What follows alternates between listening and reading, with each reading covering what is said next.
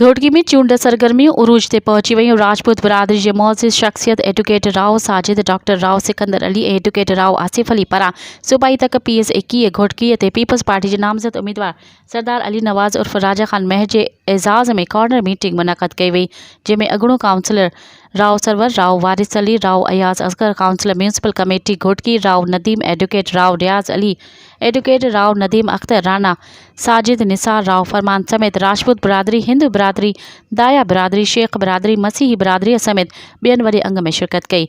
इन मौके ते कॉर्नर मीटिंग खे ख़िताब कंदे सूबाई तक PS 21 घोटगी ते पीपल्स पार्टी जे नामज़द उम्मीदवार सरदार अली नवाज़ उर्फ राजा खान महर चयो त असांजे ख़ानदान हमेशह घोटगी जी अवाम जी ख़िदमत कई आहे ऐं पंहिंजे दौर में रिकॉर्ड तरक़ियाती कम कराया आहिनि। हज़ारे नौजवाननि खे नौकरियूं ॾिनियूं आहिनि। पीपल्स पार्टी मुल्क जी वाहिद सियासी जमायत आहे जेके अवाम जी ख़िदमत ते यकीन रखे थी। हुन चयो त सिंध ऐं वफ़ाक़ में ईंदड़ हुकूमत पीपल्स पार्टी जी ई हूंदी ऐं नौजवान क़यादत बिलावल भुट्टो ज़रदारी मुल्क जो वज़ीर आज़म हूंदो।